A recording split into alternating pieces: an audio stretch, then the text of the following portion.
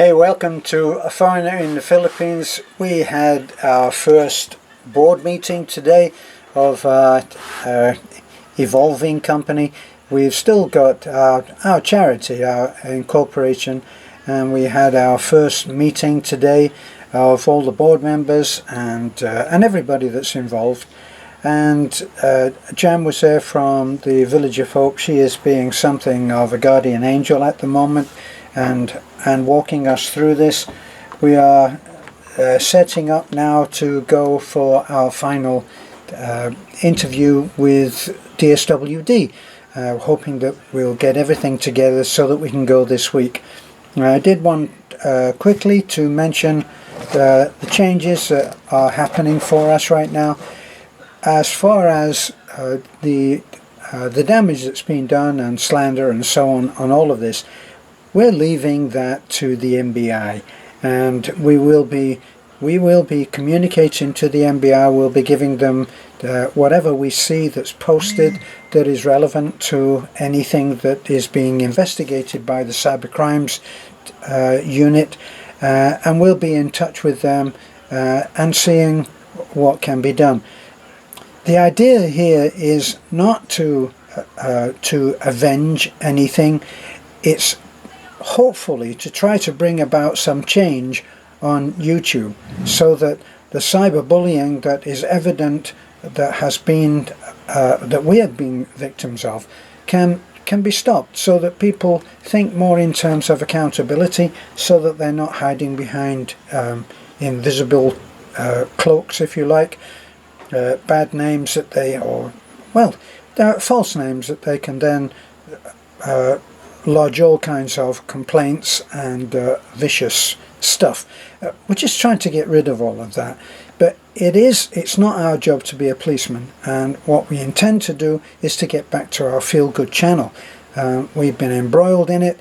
We've allowed the stuff that's been said so far to be said so that it's expressed by our subscribers, and they've had their say. Let's kind of clean it up now and not invite harm to anybody, which we certainly are not asking for or condoning. We want people to change for the better, and hopefully that will be a lesson that has been learned, hopefully. Okay, now on to the different ways that we'll have to be things we've learned during this meeting.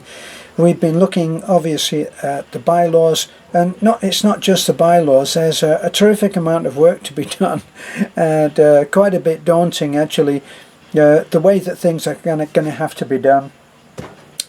It used to be so free and easy and carefree, and now it's not quite as much, and we're going to have to get used to operating in a certain way. Now it's not just a question of getting in the bus and going and picking everybody up.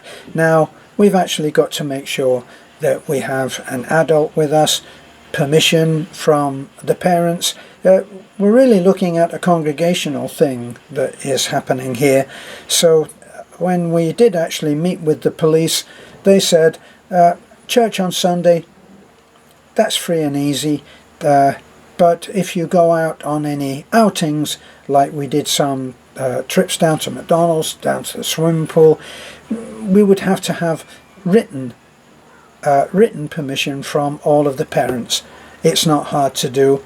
It'll just be a little bit of a chore, so not too bad really. In the past few weeks, what we've done is we've had Manning Lena ride with me, and that's on the video. If you look at the video itself and not just look at the title and the opening things and what other people have videoed us in, then you will see the full compliance is there, and that's what we want for everybody's safety, for a trouble-free, if that's possible, way of doing things. So other than that, there's interesting things that we're going to have to do. We're going to have to do a social study. If we want family A to be relieved of the poverty that they're in, then we have to work with a social worker and the social worker will prepare a study. It's not complicated, it's not hard. The social worker will simply go around, speak to the family, and we'll have a set of questions that have to be done and have to be answered, and that will go into a file. And then another thing that we would have to do, which we've been doing automatically because we tend to stay in touch with the people that we've helped, not always, and this will have to change. So say after 6 months we'll have to go back and ask them, hey, how are you doing? Plus, something that was unexpected to me was that we will have to put some conditions upon the family that receives a house for free. Now, all that means is that they would have to receive some education about what their duties are. In other words, there's no point in us going out providing a free house on the donations that have been sent by our kind subscribers, and then the house just deteriorates back into a slum. Well, we don't want that to happen, and we'll point that out to the beneficiaries so that they know they're expected to take care of things. And if they can't, get in touch with us. You know, that's the big thing there.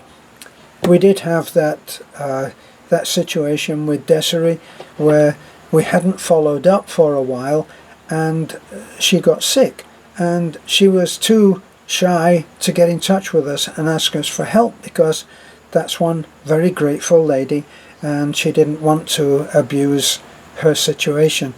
When we actually went round and we saw the condition, we were able to help. We were able to step in and help and gladly do it.